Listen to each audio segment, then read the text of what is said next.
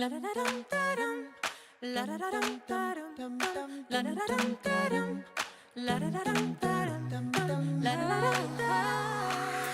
y'all.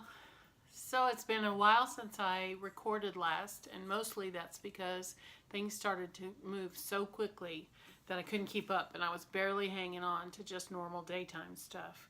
I can't say that that would be normal for, people moving over there. It just is what it is for our family, and it was mostly because those transfers came in pretty quickly, and once those transfers hit, then things started to speed up. And mostly that was because the speed up was based on the fact that my family was just really conscientious about the fact that they were going to be gone, and I would have to wrap up the house with my two younger children. And I say younger, but they're both teenagers, so they're just young teenagers. So it would be a lot, and I'm the weaker link in reality. So my son, who's here, would have to pick up quite a bit of the slack.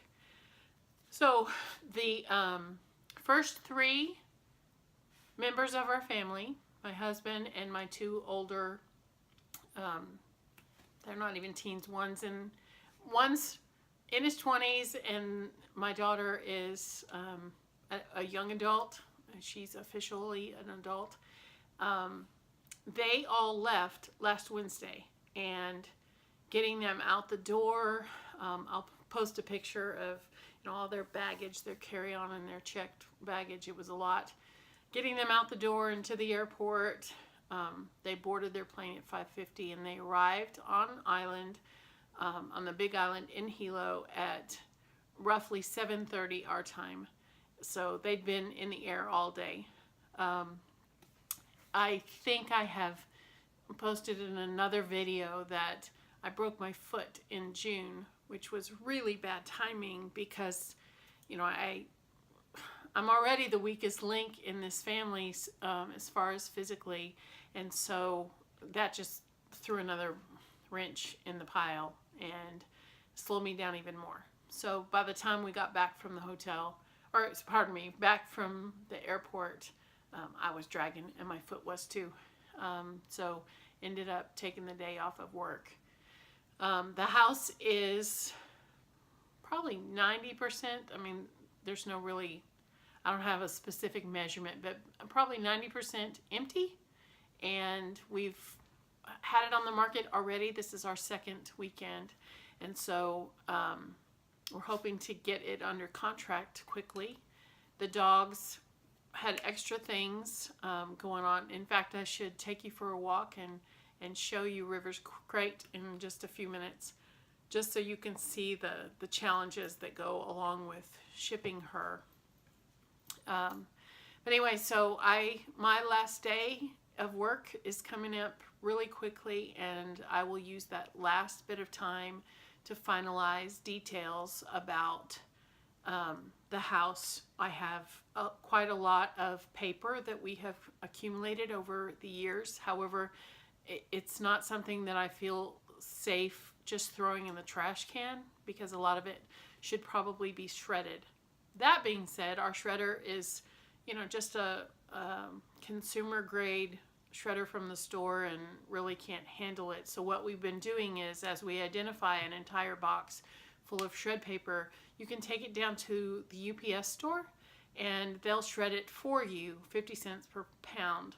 So I don't want to pay for, just hand them a box and say, this all needs to be shredded, when some of it is not necessary, and pay that 50 cents. So I haven't done that. That means I have to go through it. Should have done it a long time ago. Learn from us and learn to deal with your shred paper as you go, or in advance of a move like this. I still have closets. Mostly the upstairs is primarily empty, but I have closets that we have to go through, where seasonal items are.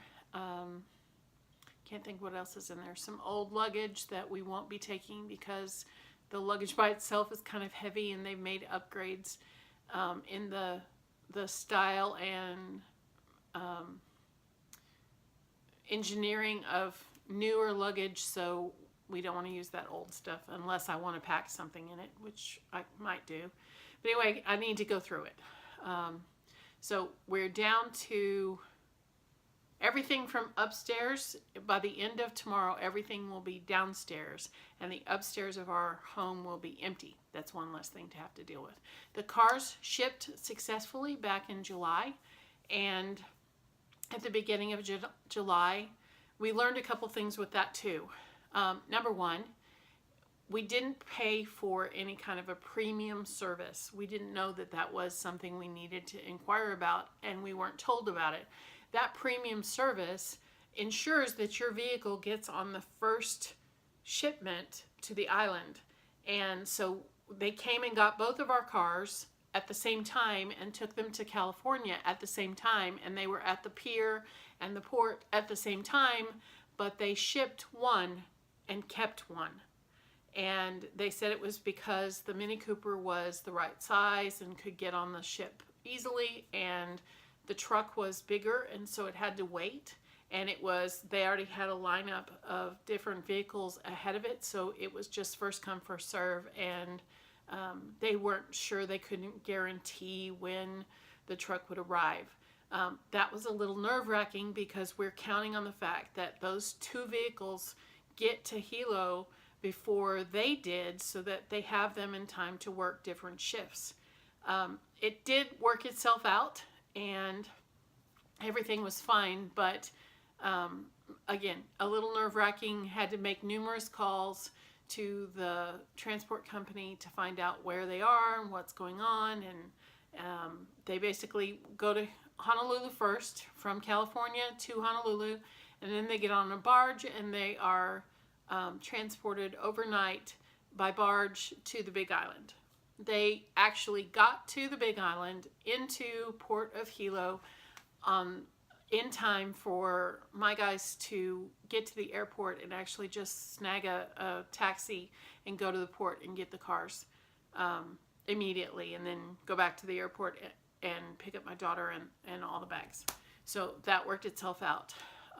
When we shipped them, we were required to have them empty, number one. They had to be clean, so we took them down to a local car wash and had them detailed and clean them really, really well. My husband's truck is black, and when he said he picked it up, there was such a heavy film on the car that he had to use his windshield wipers just to be able to see to drive down the road. So we weren't really sure what that film was. Dirt blowing in the air across the ocean as they drive. I'm quite sure a lot of it was gunk that was in the rainwater coming up off the ocean, probably spray as well, things we hadn't considered. And so we're going to be looking into treating, getting undercarriage treatment on the cars, and possibly some kind of, I'm sure that there are products, we don't know what they are yet, but some kind of product to, wash the outside of the vehicle with, to help with any kind of salt spray, just to extend the life of the vehicles. Let's see what else. Now that they've been there several days, they have a real reality check that it's kind of expensive to eat out all the time, because meals are more expensive than we're used to here in Dallas, Fort Worth. And so they're sticking to, dollar menus, McDonald's, whatever. They've been to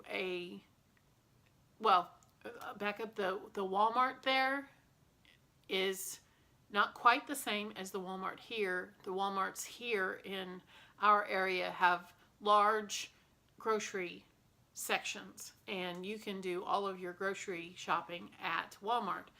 However, the Walmart there is more of the old style, where there are some food items, but mostly frozen, not really, no fresh stuff, and not as much product availability out in the shelving area. So they went to a local Asian market that we had shopped at before when we were on island.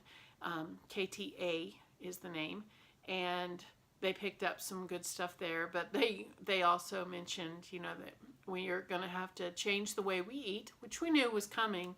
That's part of the move, and we need to learn some new cooking techniques. So that'll be fun and exciting. We just haven't quite got there yet, and it's still all fairly new.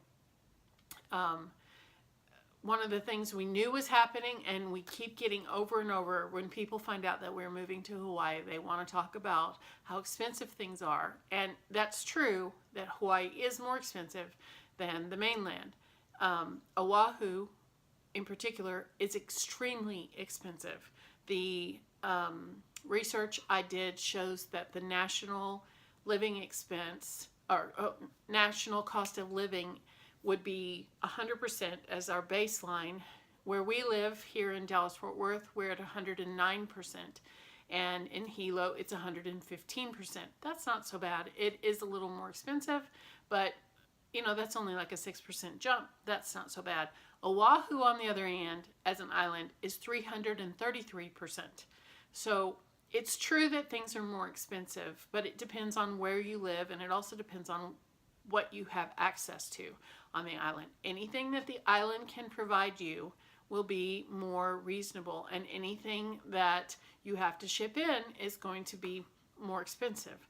So one of the things they found at the grocery store was that coconut milk, which we buy here in Dallas-Fort Worth, and it's more expensive, quite a bit more expensive than cow milk, was like $1 something, versus cow milk there that was $5 a gallon. And it's almost reversed that here in Texas. So again, it's just a difference. And they actually arrived the same day that Hurricane Hector was passing the island.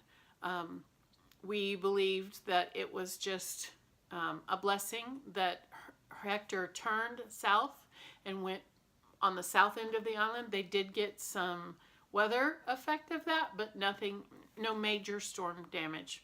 More rain, more cloudy, more humid, but nothing major. Today it was sunny and bright, and they took a drive over to the Kona side. They took the long way for some sightseeing and went to visit Costco. Not sure if we will continue to do that in the future or not. We'll have to see. We're just going to walk it out. So right now, where we are is, I still have one car left here to ship, but that won't go until we know exactly what day I'm leaving. I have dogs in process, and the paperwork, actually I should check on that when I finish up here with you. I have paperwork sent to the Department of Agriculture in advance, which is part of the process. We have shipping crates purchased and received and put together so that we can get the dogs on the planes.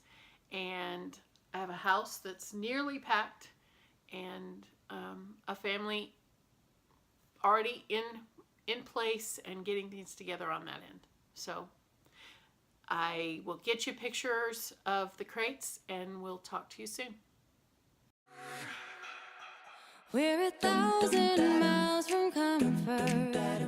We have traveled land and sea, but as long as you